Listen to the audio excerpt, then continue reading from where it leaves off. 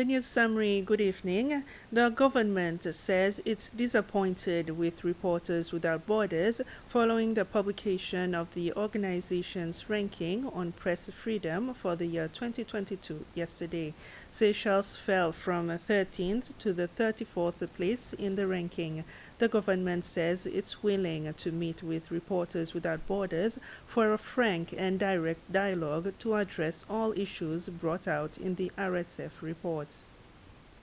A statement from State House noted that Seychelles is a nation where freedom of expression, gathering, and in particular the freedom of the media are totally respected, recognized, and encouraged. The government adds that it is particularly shocked because since coming into office, it has done its utmost to protect the media by first of all removing criminal defamation in the country's statute books to protect journalists, given the state media, the SBC, total editorial and program independence, allowed the private media to operate without any hindrance, and the police have even accommodated a request by the Association of Media Practitioners of Seychelles to organize a demonstration in Victoria against the harassment of journalists by social media. The government adds that it feels that while it is promoting and encouraging responsible journalism and ethical reporting, the RSF failed to understand and analyze what was really happening in Seychelles, but rather depended on the opinion only of certain individuals that do not aspire to such standards. It says the ranking will not stop the government in enhancing media freedom and in respecting the rights of all its citizens.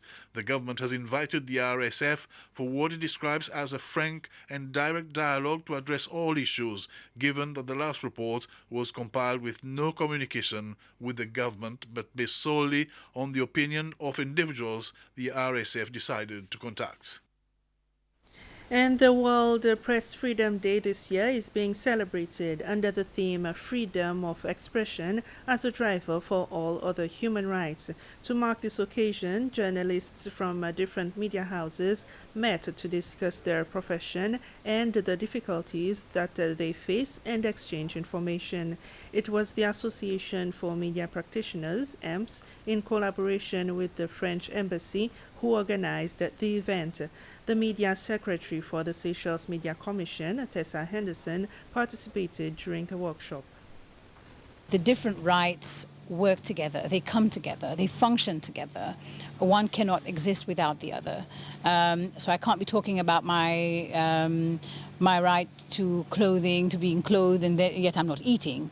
I am eating, yet I'm not able to express myself, to have an opinion. So what happens is that basically, even if everybody has the right to express themselves, you can't just express yourself in any way. So you have the media, whose role is to put together information for the general public. Everybody can't just rush to the president's office and start interviewing him. It's that one journalist that goes, collect the information, does the interview, ask the right questions, ask the questions that everybody else is asking, and then from that work on a piece of news item, an article to put forward to the public. And that piece is what informs the public and what allows the public to make a decision about their lives, personal lives, decision about themselves nationally, how they function nationally, and their role in society, their role in the country. So it is very, very important. The Cabinet of Ministers have approved a maximum rate for taxi operators to charge their passengers. This is one amongst the three proposals concerning the operations of taxis that were approved by the Cabinet during their meeting yesterday.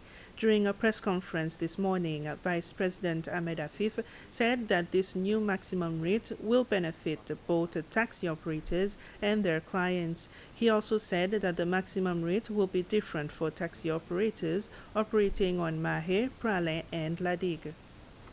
Mahé, it would be 50 rupees for the first kilometer, 40 rupees for every additional kilometer. Pralin, 55 for the first and 45 for all other kilometers. Ladigue, 60 and additional 60. So the idea is to put a ceiling. Of course, taxis can charge less than that. The meters would thus be adjusted and programmed to reflect these rates. Government also agreed to extend the moratorium on new licenses until the end of 2023, December. and to update the list of taxi bays to make them in line with all those that have been approved by planning as taxi bays. Also, during the cabinet briefing, Vice President Afif gave more details on a new environment levy for visitors. With this new levy that will be implemented during the second half of this year, visitors will have to pay 75 rupees for every night that they spend in a tourism establishment. Vice President Afif said that the new levy will not apply to citizens and Seychelles residents, children under 12 years old, and travel crews. Following further discussions, agreed that it should be a flat rate, 75 rupees, irrespective of what size of establishment you have, and that it will be based on visitor night. It will be collected at the point of billing, and but it would not apply to citizens of Seychelles, residents of Seychelles, children under the age of 12, whether they're foreign or Seychellois, and crew. It won't apply to them. The implementation date has been pushed to some time in the second half of 2023. The date will be fixed shortly. The new road diversion starting from Anse-la-Mouche Ice Plant leading to the Le Canel Road is officially operational today as of 6 p.m. The public is advised to follow the signage that will be put in place in order to direct traffic. The current road will be closed for use to give way for the construction of the esplanade. The new Anse Royal fire station has been officially opened this morning. It was the Minister for Internal Affairs, Errol Fonseca, and the Chief Fire Officer, Tali Domingue, who unveiled the commemorative plaque for the official opening of the fire station. This coincides with the International Firefighters Day for today, the 4th of May.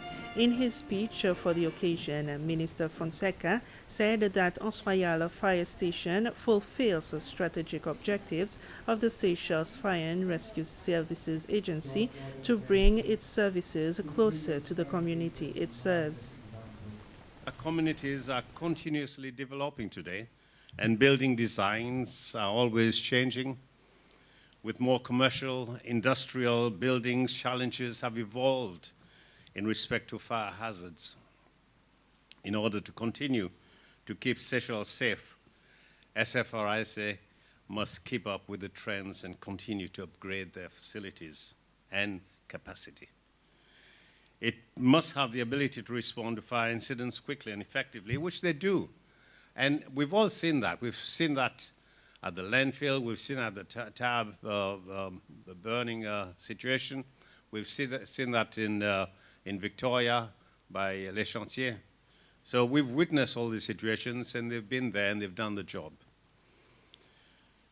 This station has all the facilities it requires for a modern fire station, with 2 new fire tenders received in December last year.